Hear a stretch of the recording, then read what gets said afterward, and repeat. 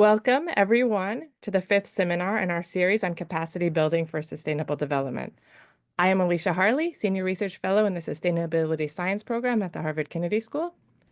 We are delighted that you are here with us today, and for those of you who attended the previous four seminars, welcome back. This seminar series seeks to integrate insights from scholars and practitioners on how to strengthen the strategic capacity for addressing the multiple intertwined crises of the Anthropocene and ways to better pursue sustainability moving forward. Today's seminar focuses on the capacity to link knowledge with action for sustainability. Other seminars in the series have focused on the capacity to measure progress towards sustainability, the capacity to adapt the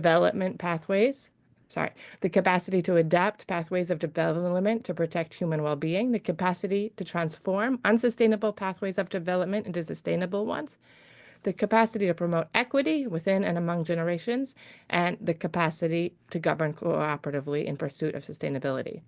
These six specific capacities come out of a synthesis of scholarship that Bill and I wrote in 2020 in Annual Review of Environment and Resources. As part of the Capacity Building for Sustainable Development project, we are now working to deepen our understanding of how to build and maintain these capacities in practice.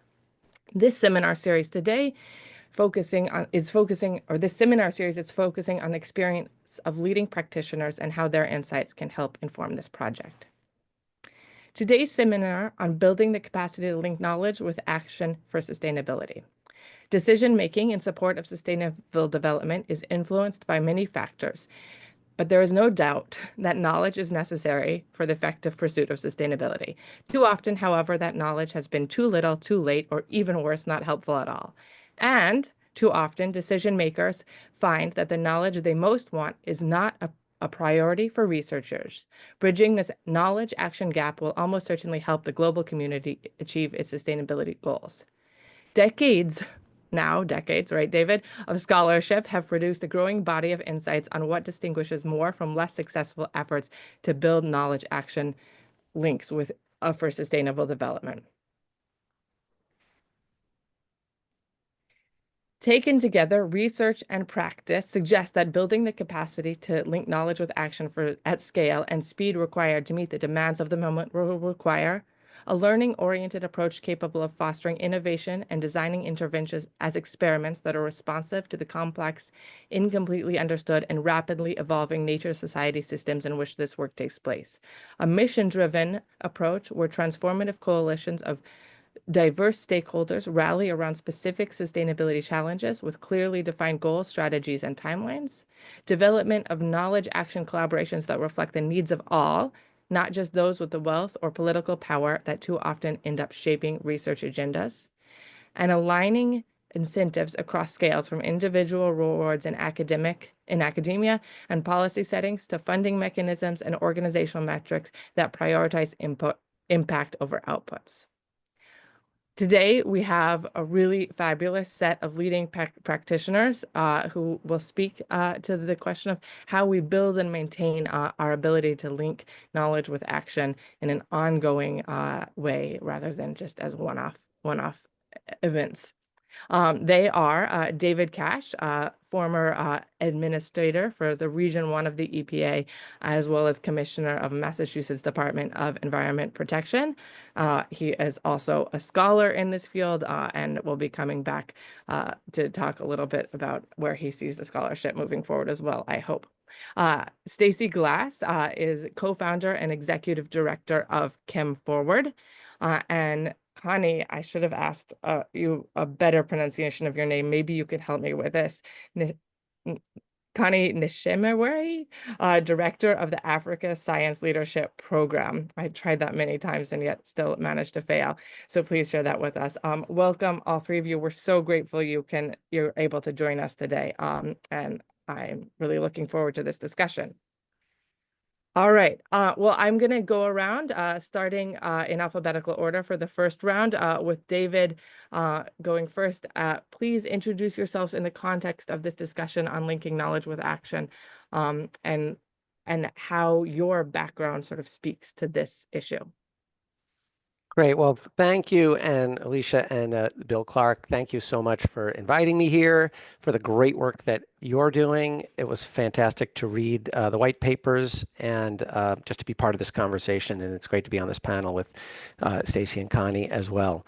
So, as Alicia said, I most recently worked for the Environmental Protection Agency, working on the largest investment that the U.S. has made in driving toward climate justice.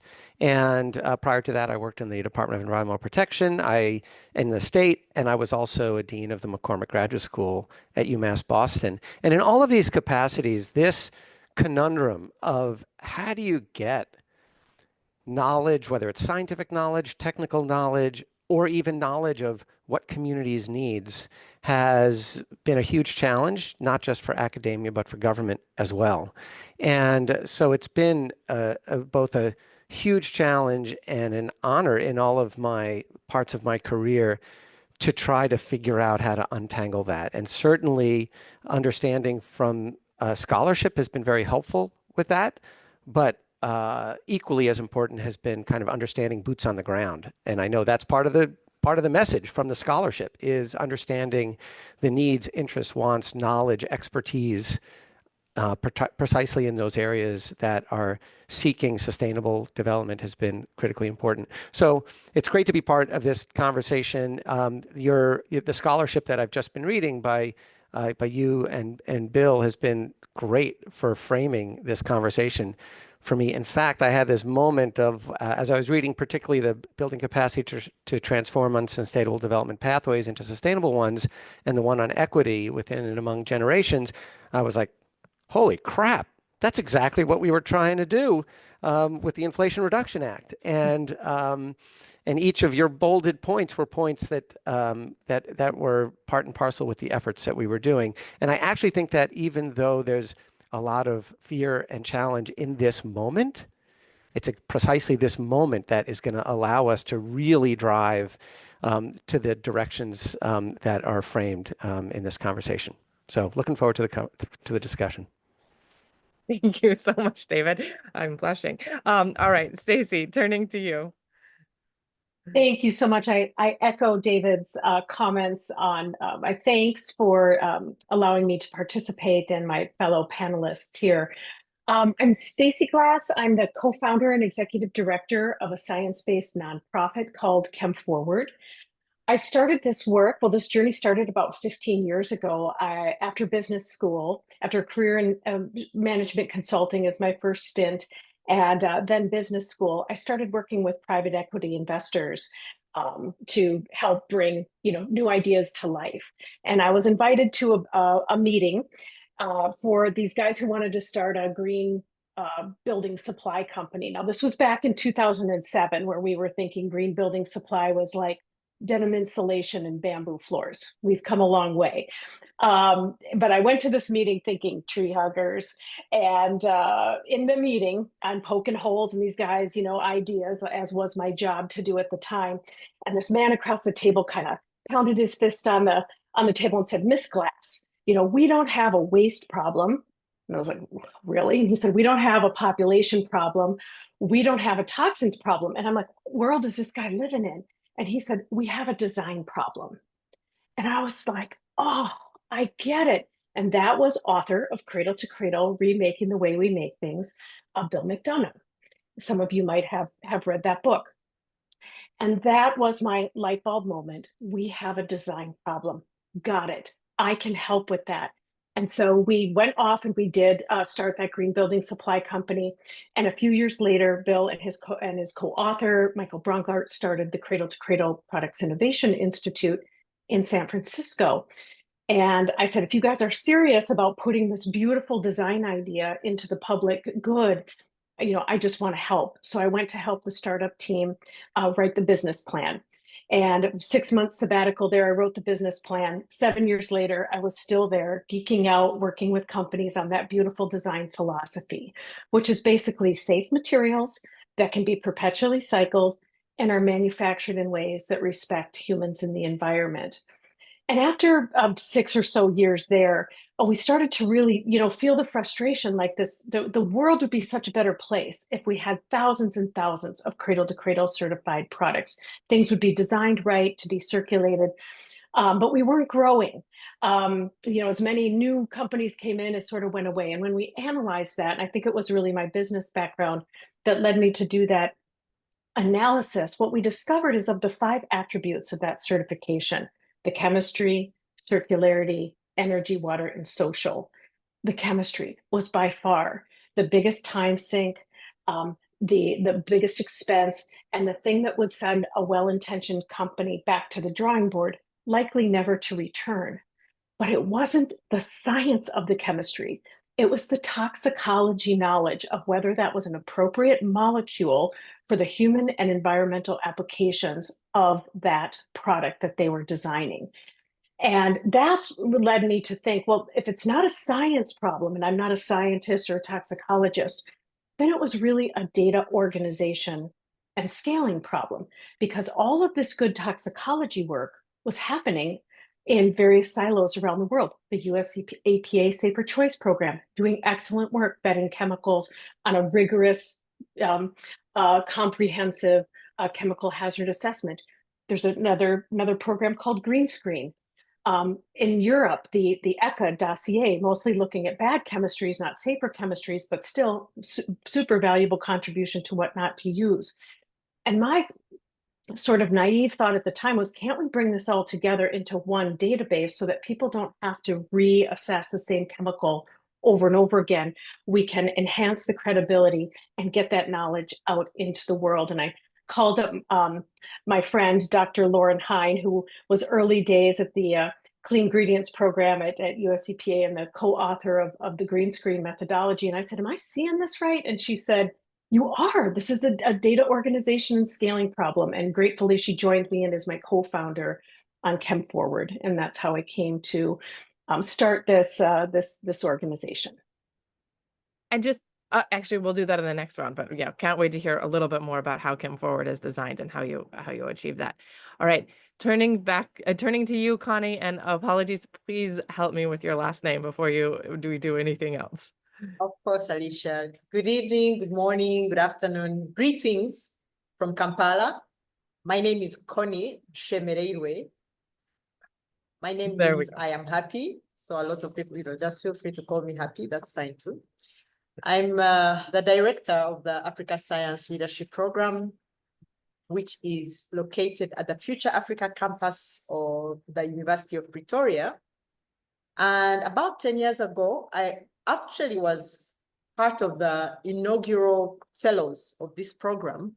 But from the very beginning, the Africa Science Leadership Program, which I'll call the ASLP, had the idea that because we were receiving external funding, we should make arrangements as quickly as possible for the fellows themselves to begin to take over the program. So a couple of us were identified to become mentors. Over the years, we became facilitators.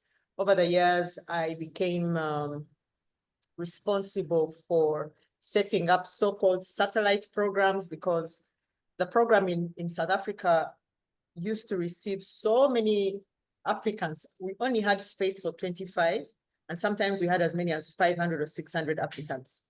And so I took on the role of establishing satellite programs in West Africa, East Africa, and so on. And about 3 years ago, I was appointed director. And actually, as we speak, the ASLP is completely in the hands of the fellows. There isn't anyone involved in running it that's not a previous fellow. And it turns out that after I joined the ASLP, I had been an academic at that point for about 15 years. Participating in the ASLP revealed to me the big gap between academia and society or policy, and led to me leaving academia to act more at this interface between science and society or policy.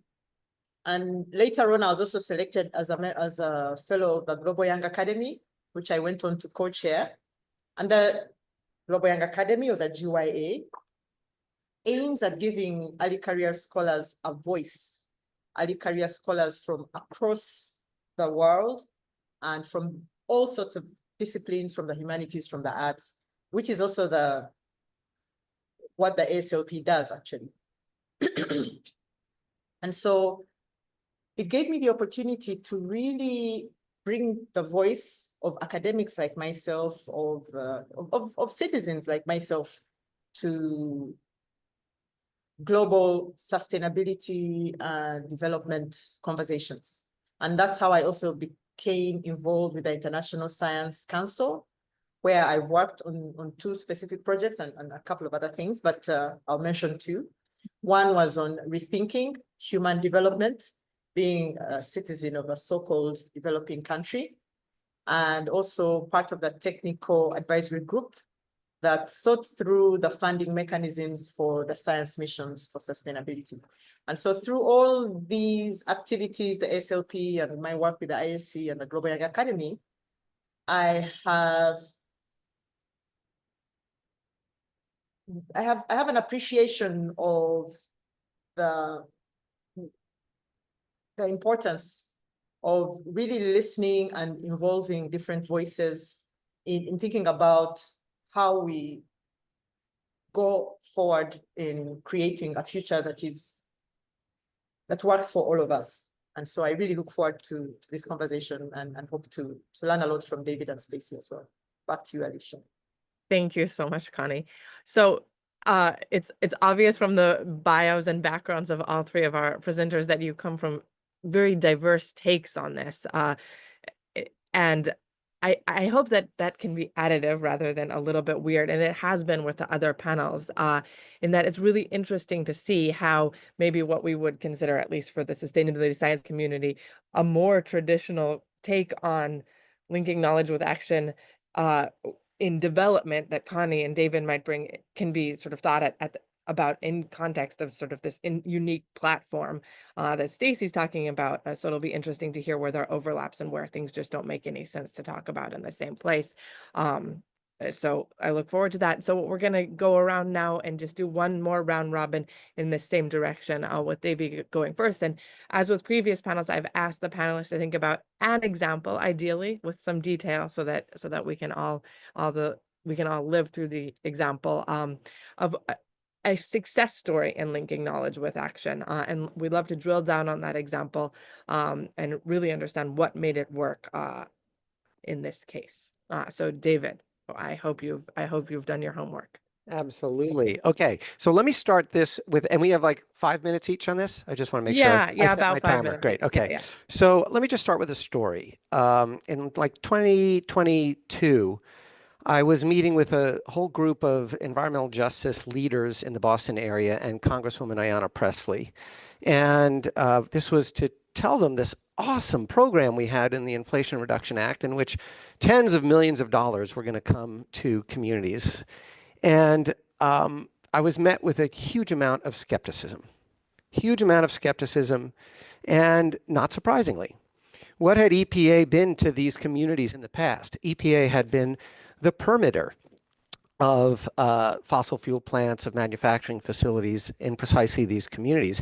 And broader government, what had government done in these communities? I was standing in a community that in the 1930s and 40s had been redlined, which meant, for those of you who don't know, primarily African-American home buyers, people interested in buying homes, could not get mortgages, both because of government action and the private sector action that was allowed. So many cities in the United States are carved up in this kind of way, and the legacy of that still remains. So those are the parts of cities generally that have more lead pipes. Those are parts of the cities that have higher asthma rates, heat islands, all of those kinds of things. And that's the sustainability conundrum we were trying to address with the Inflation Reduction Act.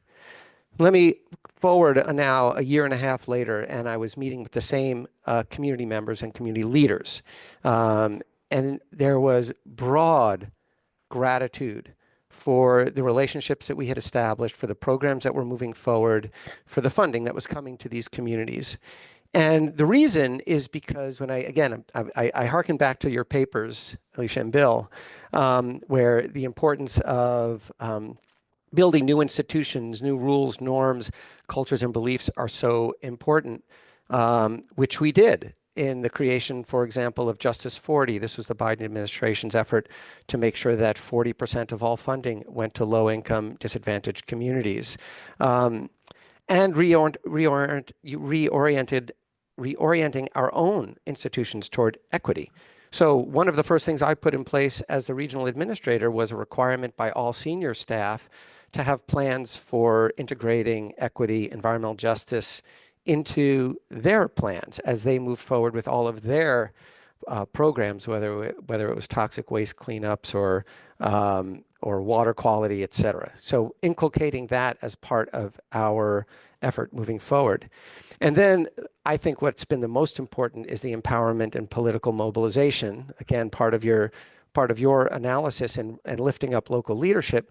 What we put together in the Inflation Reduction Act wasn't just like, hey, we have grants, apply for the grants, because we knew that these community groups, those who could benefit most from these investments, those who could move best toward an equitable and sustainable future, were those with the least capacity to pull together the information that was important to stake their claim for why investing in their communities were important, whether it was public, whether it was local health data, whether it was the kind of technologies that would most benefit these communities, solar or heat pumps or electric vehicles.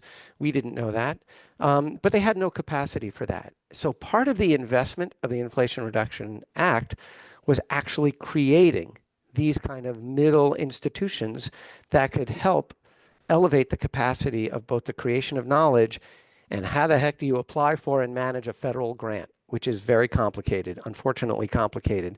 So we created these things called the Technical Assistance Resource Centers, TICTACs, and these large programs called grant makers, where we would give $50 million to a consortium of groups who then would work with the smaller community organizations to assure that funding would go to where it was most needed in a way that these communities most wanted, right? I'll just give a quick example of failure is if we thought, well, electric vehicles are great, we're going to push electric vehicles in these communities, not understanding that these are communities of multifamily houses. There isn't easy charging infrastructure, all of those kinds of things. That's not what they wanted. They wanted heat pumps because that would lower their electric costs, because that would make their homes more comfortable, because that would mean they wouldn't be sweltering in a climate-induced heat wave in Boston and a climate-induced, incredibly long cold snap.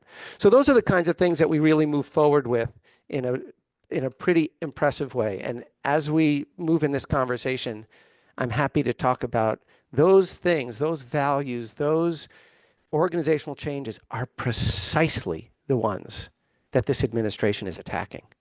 Precisely. And there's a good reason for that from their perspective. So why don't I stop there and then pick this up later?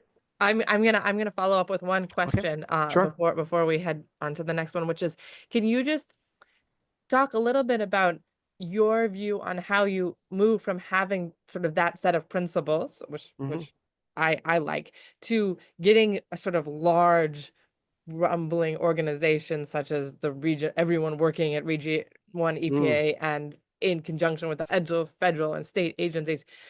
How do you get everyone to kind of move in that direction?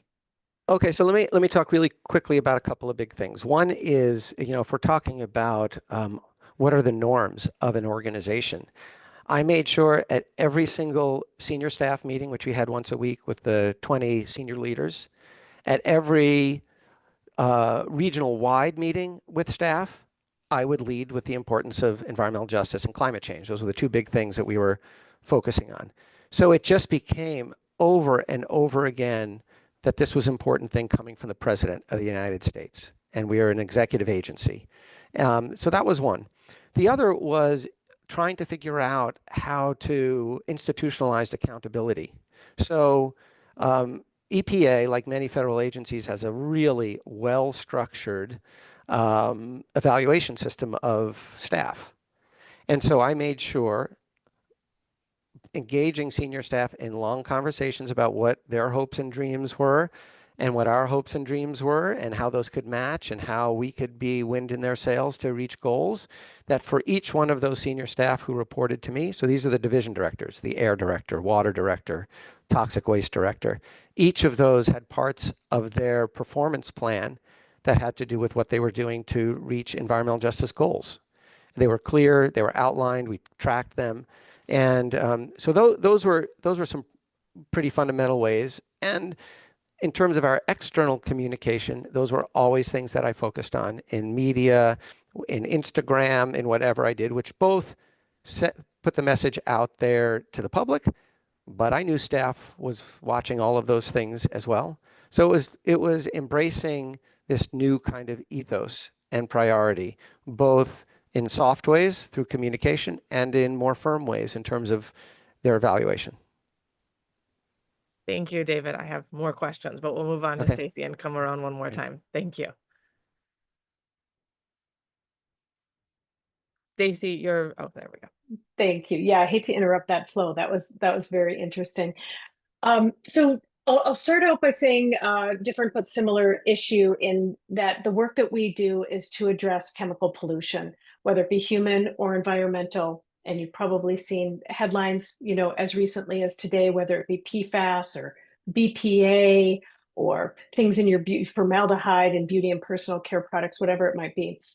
And to address this, I as a consumer always thought, oh, well, someone knows, what the risks are, what the hazards are there. So I'm just going to pick brands that I trust, and that's how I'm going to manage my life.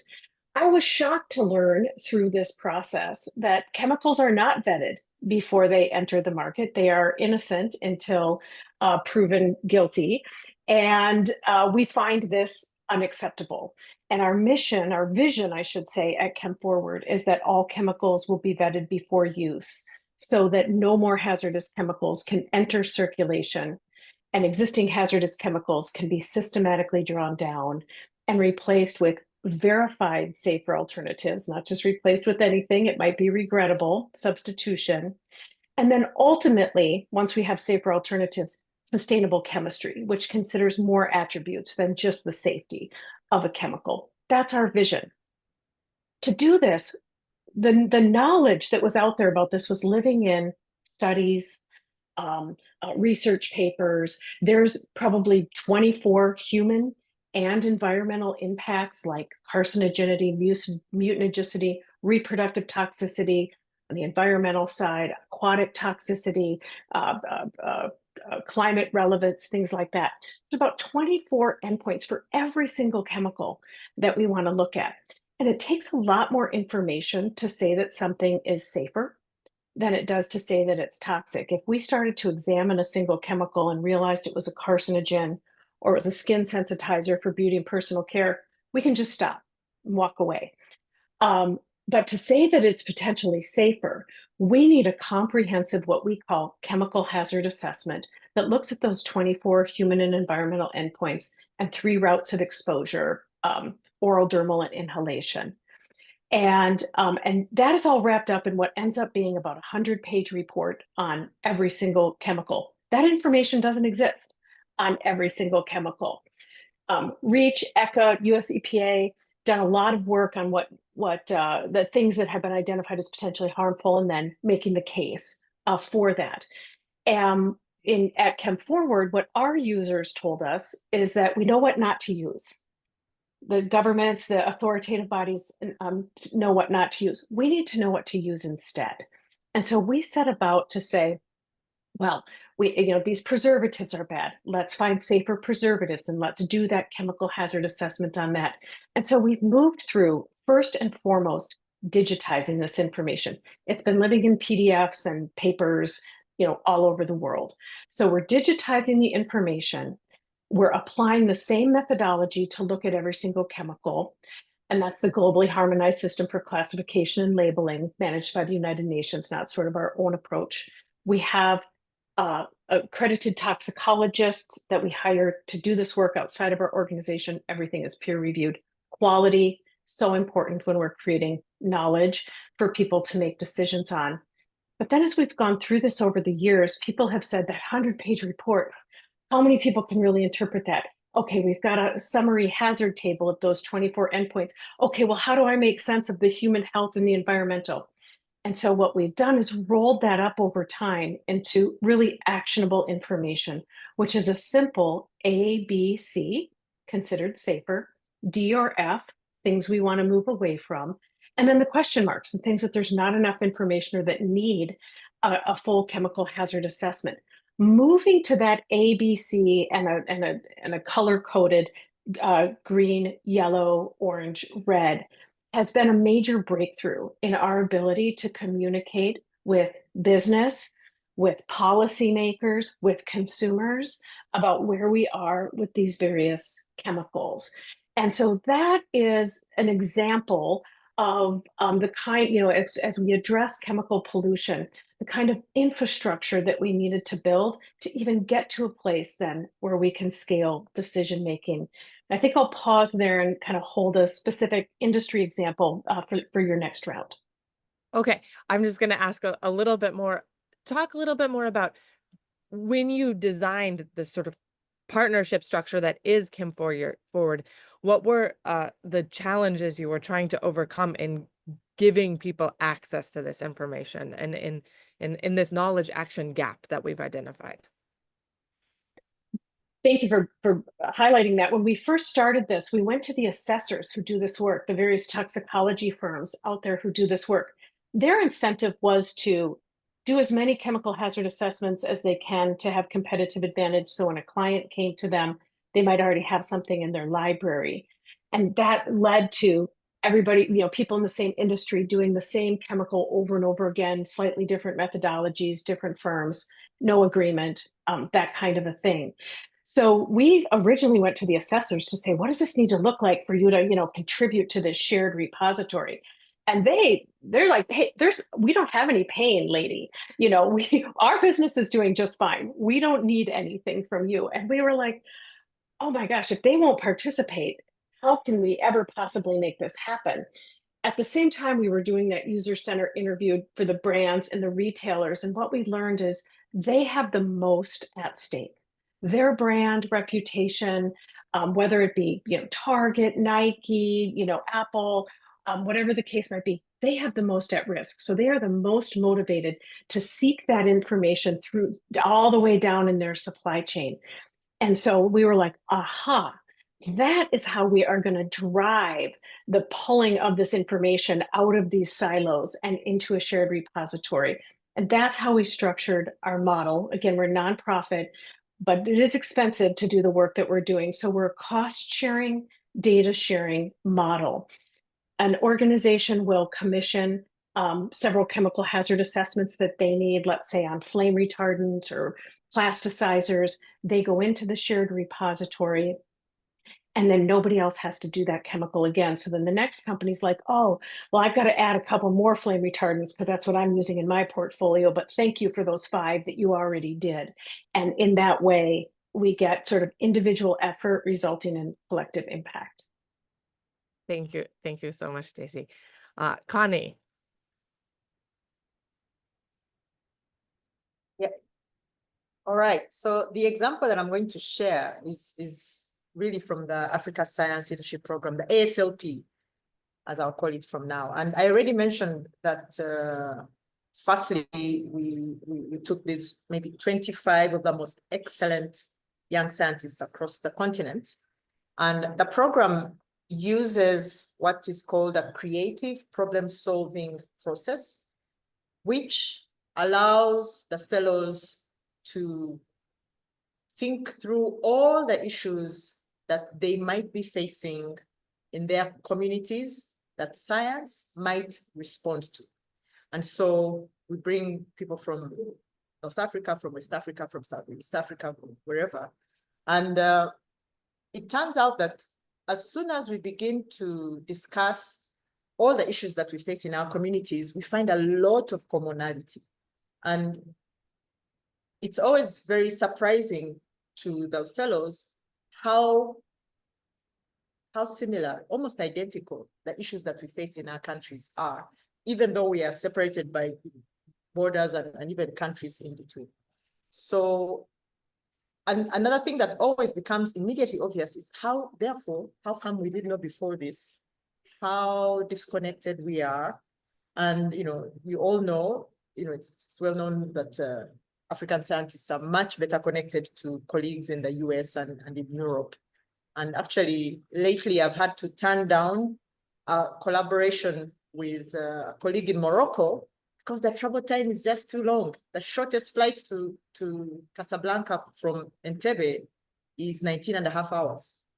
I'm already in the US by then, which is much, much farther.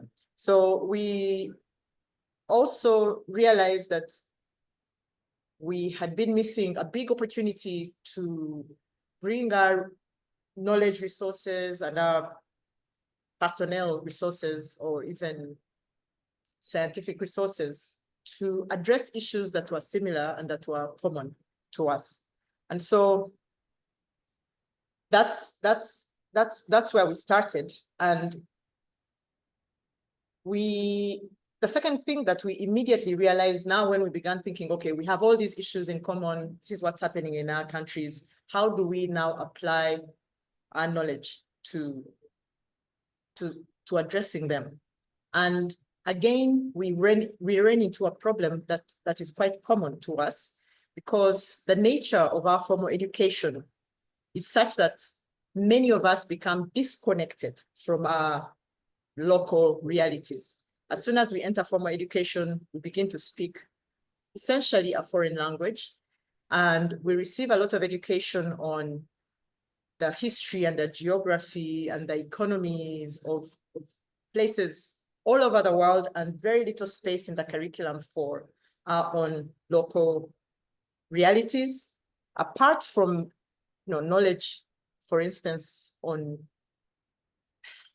knowledge that served to create the educated people during the colonial times. So for instance, we will learn about a notion like a cash crop for export, and nowhere will you ever come across how we can use our own resources, add value to them, and keep them within the continent for that matter. So these have to go out of the continent and come back as finished products. So small things like those, or to think that, something that we all don't question is things like women emancipation or women empowerment. But when you just go a little bit into our own history, we find that women were always fully integrated in the economic, in the social, in the religious. And so as we begin to see how we might link the knowledge that we have to action to respond to the issues that we face as communities, we immediately realize that we have to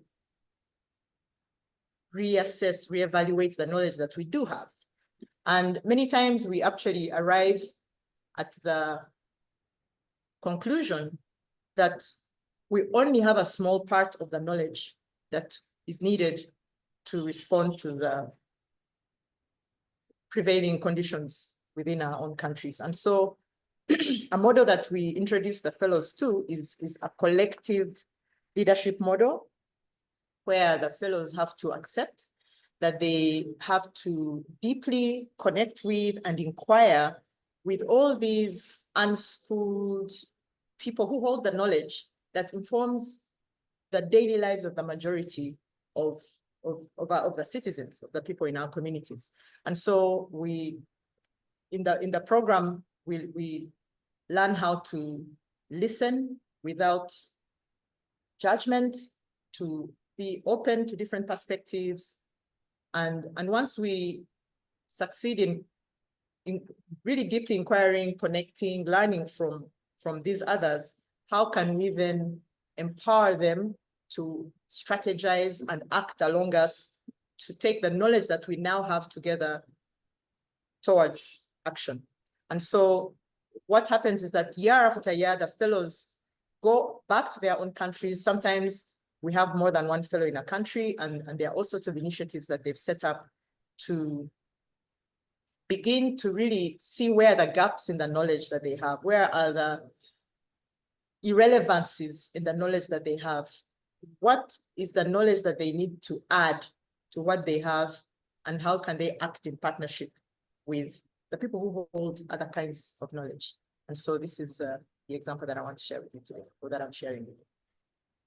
Thank you. I have a follow-up question for you too. Have you begun, as you send fellows back out to their own countries, to their own communities, to figure out what they don't know and to sort of engage with communities on how to learn? Have you learned any sort of systematic, not systemic lessons that are coming back, that fellows over and over again say we have to do ABC to get it right, or is it more diverse?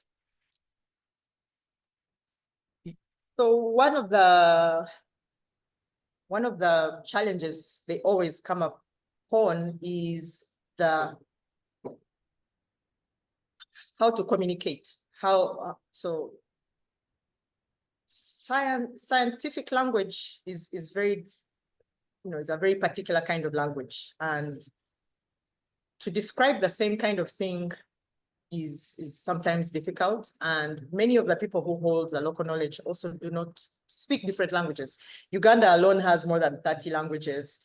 There are other countries that have more, hundreds and thousands and whatnot. So usually the obstacle they meet is how to talk about the same thing so that everyone understands. I'll give an example. During the time that we were having COVID, it was very difficult to explain to somebody what was happening when COVID spread from one person to the next. And so one woman, for instance, believed, or in that community, they believed that since we are being told, don't be in close proximity with one another, don't shake hands, don't do this and the other, perhaps the disease is some kind of spirit that jumps from one person to another. And so to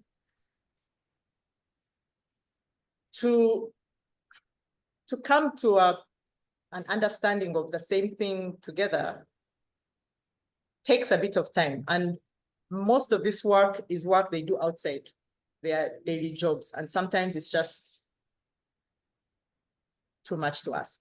And so some of those are some of the obstacles that they find, because there's no reward for doing this kind of thing.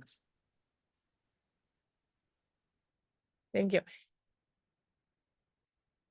I have a question I'm circling around, but I have to circle on it in my brain a little bit longer. I think beyond time, like the resources and time to do this kind of work is clearly something that, like, we've seen over and over again, that it takes time and resources to link knowledge with action. Beyond time, what kind of forum, when you do have successful examples, how is it set up? Is it individual researchers heading out into the community? How do you set up a successful meeting in this? Is it a dialogue series? That's kind of, I think that's what I'm trying to get at. Or what have you learned? So the mechanisms often involve partnering with think tanks or with community groups that are already in touch with or have the trust of the communities to create opportunities to share knowledge, but also to come up with solutions that everyone can contribute to. I'm trying to think of an example in one of the countries in Ghana, where there was a transdisciplinary effort to deal with mental health in a community. And in this community, there was a lot of belief in you go to a prayer ground and they'll pray for you and you'll be better, but maybe not. And then there were other community approaches where, you are literally chained to your house so you didn't wander out. So, then you stayed safe. And, and other expressions in the community of mental health and very strong beliefs in how they should be addressed, but how to learn from one another on why this approach or that approach. And so it's always very complicated things, but we just partner with people who are already working in communities and really try and agree, and I mean, stay open to all these different approaches and try and come to an approach that can work, that's informed. It's very, very complex anyway. And I can't even say that we have any, over the years, that we have project that has ended. It's always things that are ongoing, Thank you. I don't know if that answers your question, Alicia. It's a little bit. I imagine that that we could talk about it for a long time and continue to learn more. But we'll come back around one more time. David, turning back to you. I have two questions, and you can take dealer's choice in addressing them. One of them is maybe easier. The first is, as you were doing this work at the EPA to set up, is it Tic Tacs? Is that the right word? Yep, that's one. How did you engage with the scholarship of your younger self? How did saliency, credibility, legitimacy inform your thinking in doing this? Maybe not at all. And the second question, which is probably a little bit harder, is that, of course, you know, the election, as you've pointed to, was won by probably people who are not trying to do this work. But one of the criticisms of the last administration is that we were slow. Democrats were slow to get some of the investments in the Inflation Reduction Act up and moving forward. And of course, there's a lot of reasons for it, but there is this more generalizable tension in doing the work of linking knowledge with action for sustainability, of moving quickly versus equity a little bit, making sure everyone's involved. But I think that tension is also within linking knowledge with action. There's this scholarly notions that you're well aware of, that we need to co-produce all this knowledge, gain trust, legitimacy, credibility, and yet we also need to move fast. So how do you think about those? So those are two somewhat separate questions. Maybe you can bring them together in some way too. Wow, those are awesome. Those are both so at the core of what we were trying to do. And yeah, I did think about my past research and other work in this field on the creation of the Tic Tacs and other such organizations. And this also gets to some of the questions that are in the anonymous Q&A. You know, where one of the questioners says, what's the commonality?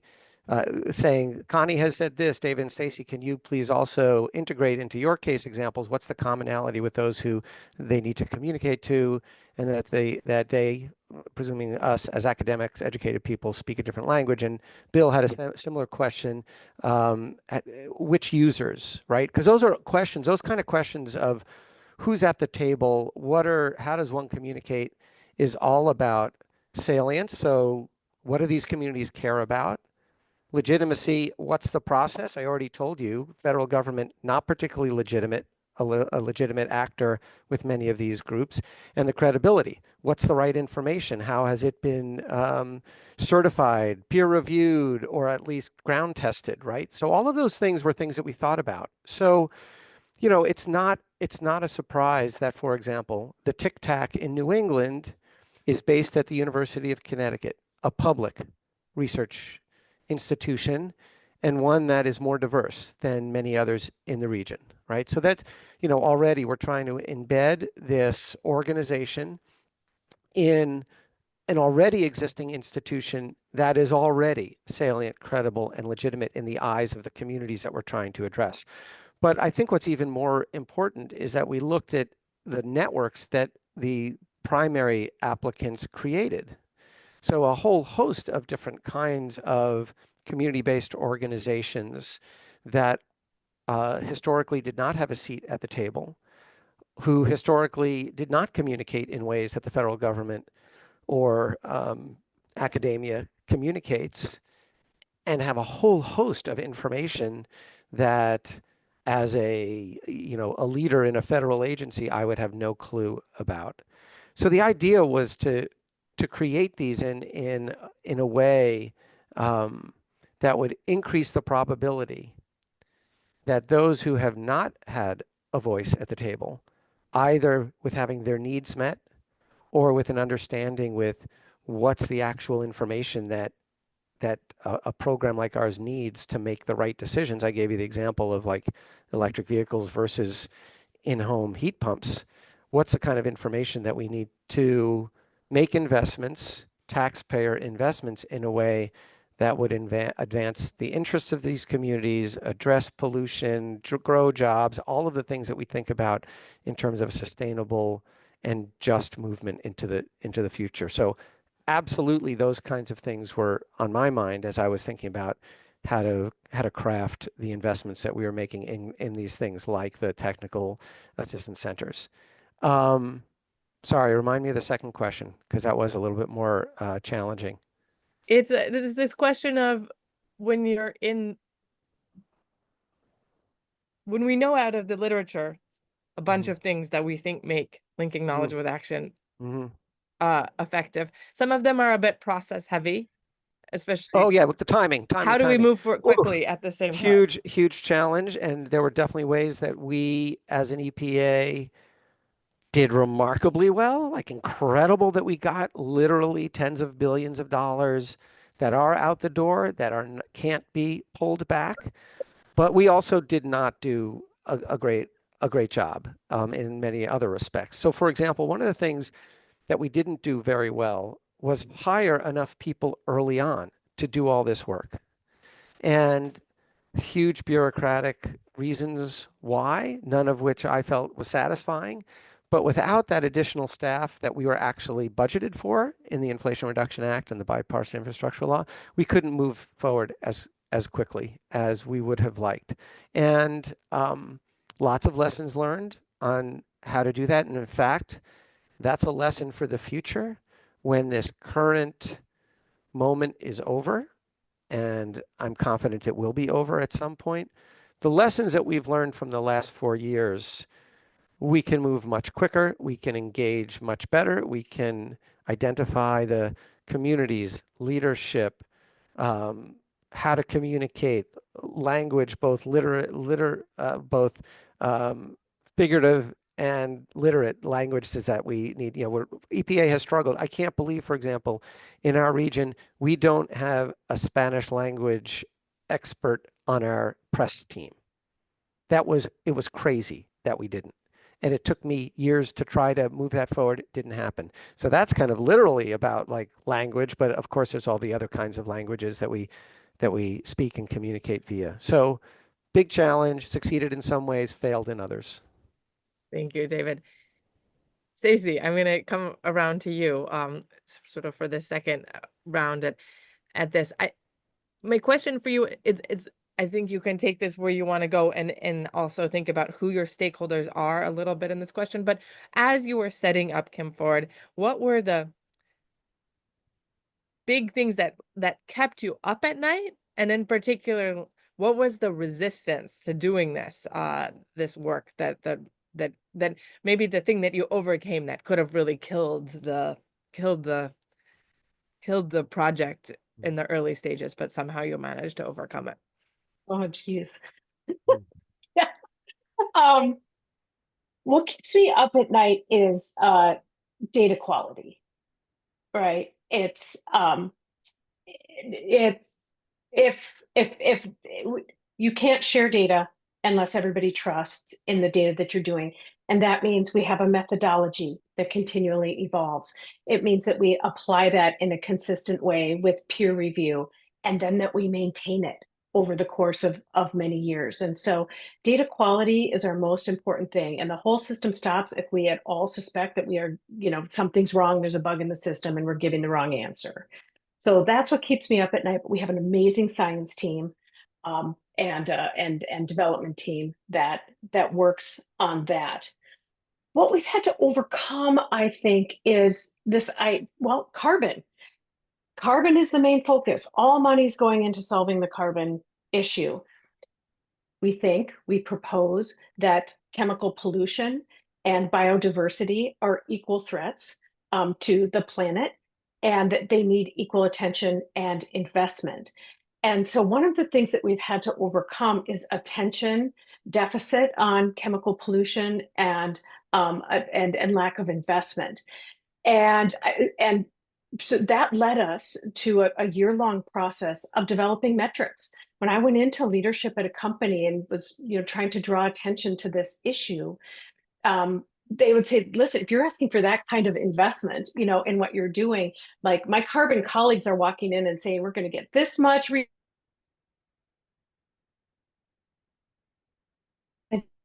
measure. And I think in the chemical chemical hazard side of things and chemical disclosure, we haven't had that infrastructure. So we with several partners, and now this work is being led by the nonprofit Safer Chemistry Impact Fund. We've developed metrics to measure the transition to the use of safer chemicals, the reduction of chemicals of concern, and importantly, the characterization of chemicals. When we apply the A, B, C, D, F, and the question marks, one of the big aha moments for both investors and for brands was there's so much that's uncharacterized. That's just hidden risk for companies and investors. And so we're in this phase, which I think is a 3 to 5 year phase of characterization. Let's have a chemical hazard assessment of everything that's used in industry and go, get to high levels of characterization. And that's the work that we're doing with our industry collaboratives. So our users are brands, retailers, and their suppliers, the supply chain. Consumer-facing supply chains, we think, will have the greatest impact, the greatest ability to transform quickly. And what we're doing is giving them the A, B, C, D, F question mark on their each individual, so that they can put individual company roadmaps in place for that increasing safer reduction of hazard and closing the characterization, the lack of information there. But in beauty and personal care, what we did in October, and I'll share the link before we go today with everybody, is we aggregated, anonymized and aggregated all that individual data. And I was really intrigued. I think this is where there's an overlap with Connie. Once we looked at it in aggregate, people couldn't believe the overlap in the needs, the problems, and that leads to collective action, leads to efficient resources, leads to real impact. And so I'm very encouraged that these models that we're putting together and the way that we're able to look at this data is going to lead to several specific industry transformations. And we've started with beauty and personal care in earnest.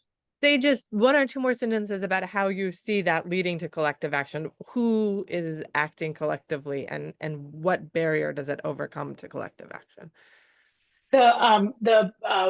The companies see that we all have these data gaps. Our beauty and personal care collaborative, their charter is data gaps are unacceptable. This problem is bigger than any one of us. We're going to work together to populate a shared repository of chemical hazard information, and we're going to encourage our supply chain to have their trade name materials assessed. So that, after working individually with those companies for years, that was the thing that they could agree on. And so now one company fills their 10 data gaps in a given year, and another fills their top data gaps in a given year, but everybody has benefited from it. So we had an example in the report that just 25 chemical hazard assessments filled over 25,000 data gaps across 8,500 products. That was a lot of numbers. You'll see it in the report, but just filled an amazing amount of data gaps for the collection of products that we were looking at. And we'll publish a year-over-year progress report this coming fall. Thank you, Stacy. Connie, I'm wondering if you can speak a little bit to international funding. I know with the International Science Council, you worked on thinking about funding for hubs for linking knowledge with action. But what are the costs and benefits to external donor funding as you do this work of linking with local communities? So one thing that was really great about the global, the mission, the science missions for sustainability, you know, what we thought about is that we could identify the issues that we had to deal with ourselves. And we could also determine how we went about identifying them. And I think this is a very big shift from the way that African scientists work at the moment, which is in many cases, and also that the funding was, let's say, big enough to really work on something over a longer period of time. I mean, this is an issue that all scientists face worldwide, not just African scientists, that money is available to get objective X within time Y, and then that's it. And we've also learned a lot from the ASLP about how to build capacity during the time that you have funding. So I think I saw in the chat that how are we doing with the funding?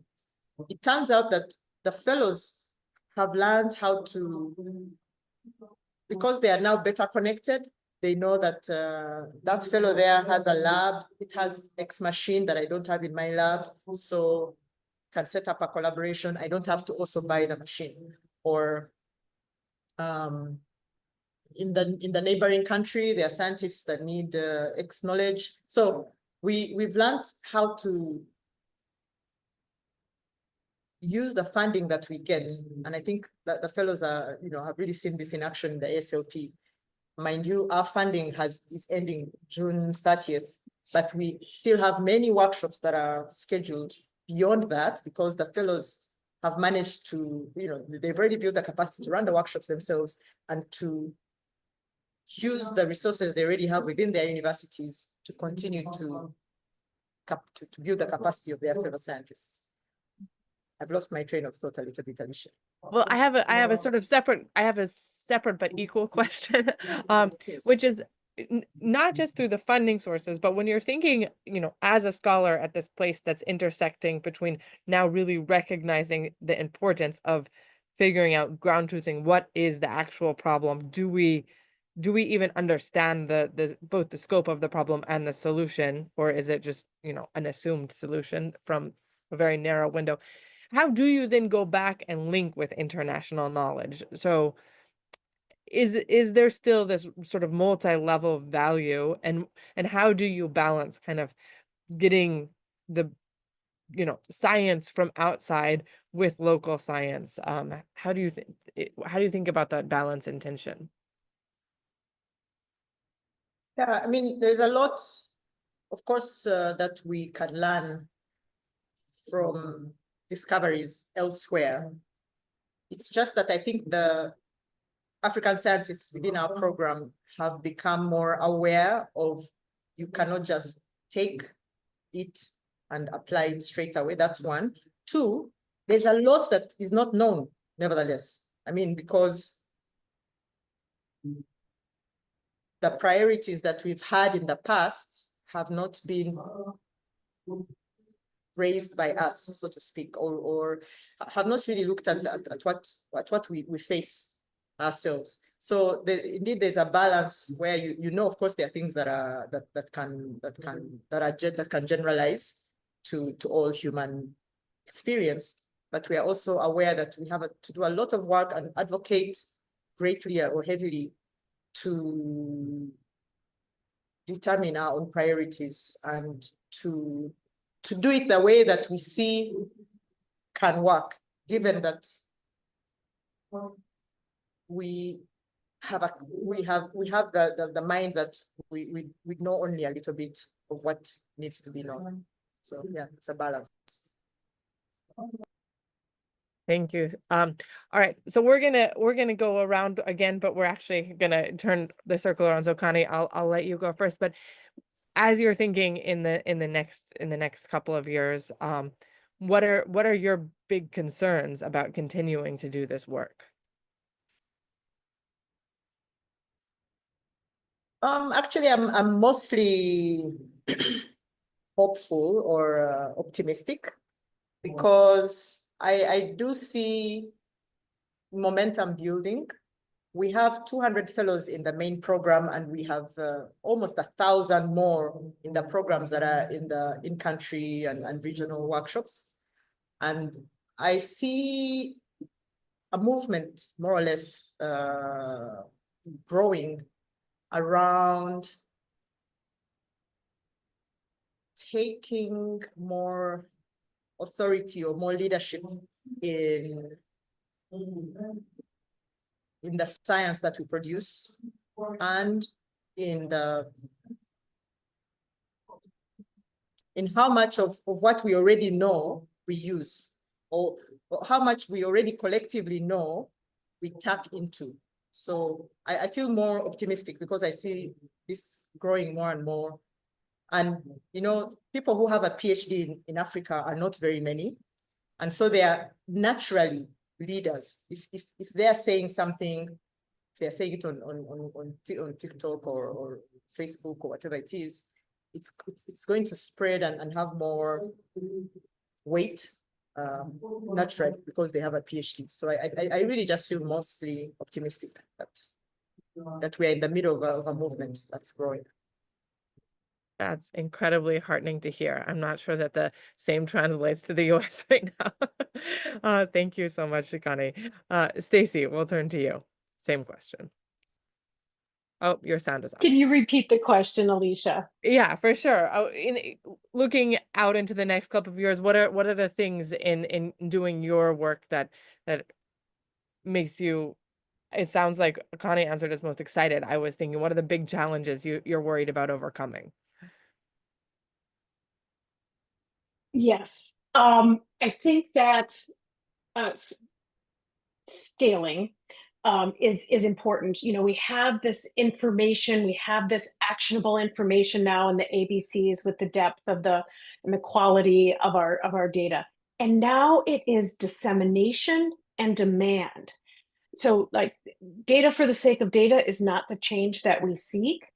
And so how do we get it out there into the world? We have a platform. I don't think that, you know, 1 million people are going to sign on to our platform or pay for a subscription there. How do we get this out on other people's platforms, distributing the ABCs on other people's platforms? But then also, how do we create demand so there's some pull for this information? And that's like being written into policy, being written into reporting requirements for companies. So it could happen in many ways. So I think I'm really concerned about, now that we have this amazing information, how do we disseminate and create demand? Because that will equal change. Yeah. One follow-up question, and I don't know if you've thought about this at all, and if you haven't, what other areas, industries, sustainability challenges more broadly have you thought about could learn from your example, sort of beyond green chemistry? Where is what you're doing yeah. super applicable? And I think that some others, like in life cycle assessment, you know, folks who are practitioners of life cycle assessment, now they're doing life cycle assessment at a product category level, where many companies can come together and say, what's the life cycle assessment of carpet or office furniture or something like that, so that shared, so that everybody doesn't have to do that individual thing. I think testing of individual ingredients, not everybody should, you know, we shouldn't repeat a test on a rabbit for sensitization or something more than one time, if ever. So, you know, those things, like how can we centralize the information so that we end duplicative effort and inefficiency in cost and time. Thank you, Stacey. Okay, David, for you, you know, we're starting coming in the federal government work in the US out of a challenging moment, but I guess where do you see the opportunities? And you already spoke to a little bit of, you know, there's so much that we learned over the course of the last 4 years and how to do this work well. How do we systematize that? How do we make sure that we're ready to go out of the gate should we get the opportunity again, God willing? Yeah, thanks. And I'm also going to start a little bit with your challenges question, although I am heeding your don't be too pessimistic thing. But I think some of this is really important because, especially with your framework, which is so critically important, thinking about rules and norms.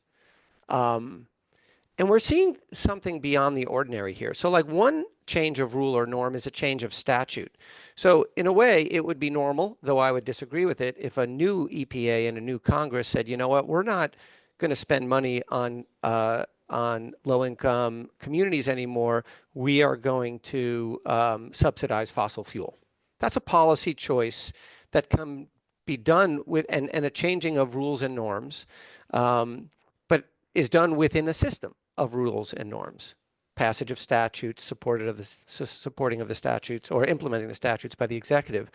What we're seeing is a more fundamental erosion of some of the rules with a capital R, norms with a capital N, and constitutional beliefs, constitutional with a small c, and constitutional with a large C. So what we're seeing is a kind of unlawful abuse of power to take away all of those things that I had outlined before, empowerment of local leadership, for example, fostering in your language, fostering new visions of a sustainable future, those, grounding in equity, right? Those are some of the things that are being reversed right now. But where I see the hope is as I had mentioned, and you had just reiterated, that we've learned a lot about how to do this right. The Inflation Reduction Act was actually, the more I've thought about it, just an incredible statute put together by Congress and the executive branch that was working with them in terms of its focus on equity and local knowledge, depending on local knowledge.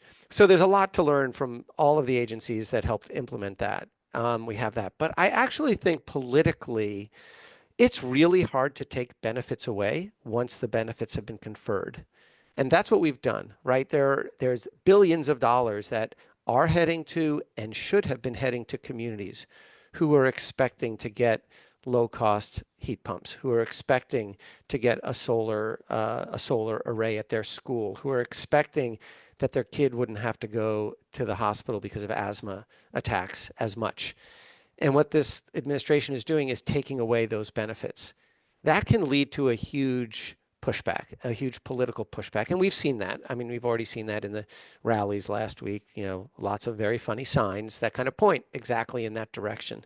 And so, I'm hopeful that because that this was working and actually was going to be conferring benefits on people, real concrete benefits that improve their lives.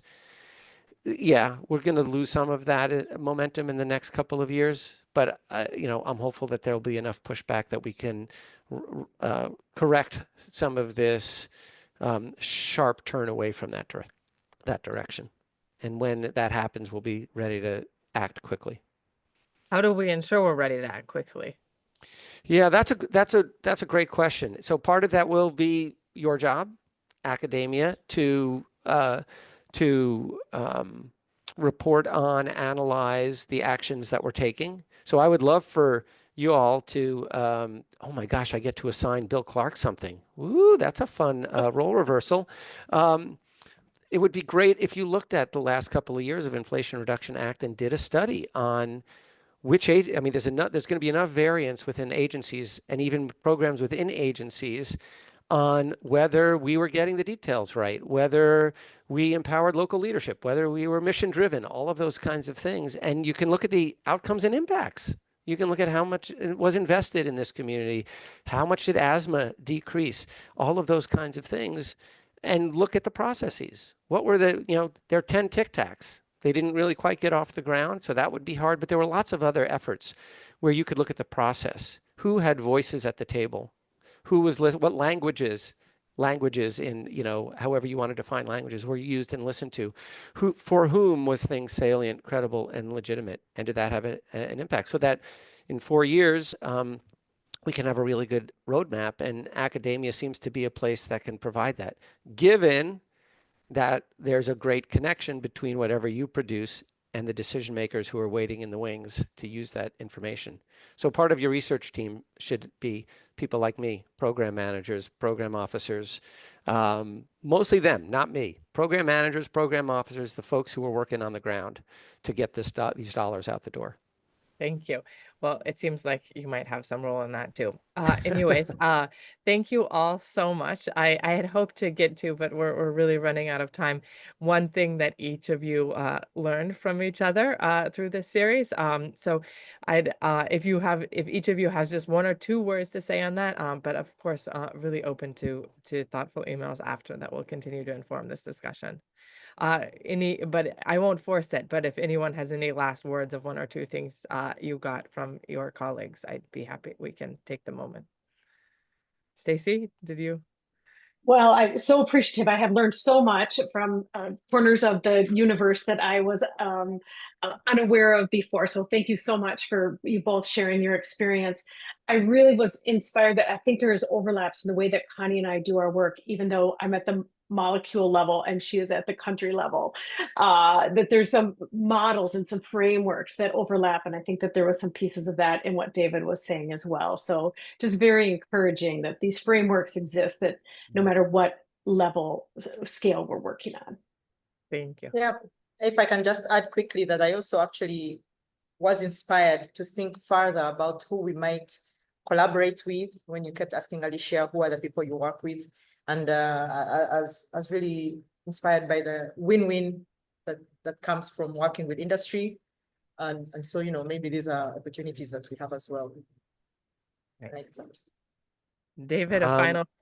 Yeah, very, very quick. I loved hearing from Stacy so much about what she said, but particularly a note you said at the beginning about the precautionary principle. You didn't use that frame, but how in this country we don't use that. That is a really, really difficult norm to change. And it's a norm that's ensconced in statute, in law. That's why EPA doesn't use it.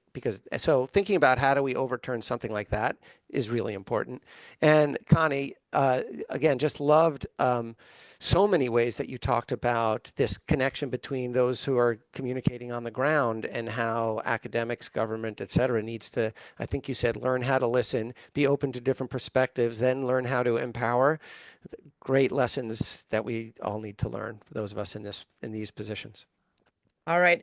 Thank you so much, David, Connie, and Stacy. I really appreciate your time today thinking about these challenges with me. Clearly, we have a lot to do, but also it's clear that we are already doing so much. I invite panelists to join us for our last seminar in the series on building the capacity to govern cooperatively in the pursuit of sustainability in 2 weeks' time on April 23rd. And as usual, a working paper for this and a seminar and a recording of this seminar will be available on the website of the series. Thank you to the Sustainability Science Program and the Masavir Rahmani Center for Business and Government for hosting. And thank you especially to Victoria and Claire for doing the behind the scenes work of making this seminar work out as well as it does. All mistakes are my own. And finally, I think that that Victoria is just putting into the chat some information about an event tomorrow that we're also hosting on business leadership and sustainability. So of course, welcome to attend that virtually or in person if you happen to be on campus. All right, thank you so much. Thank you.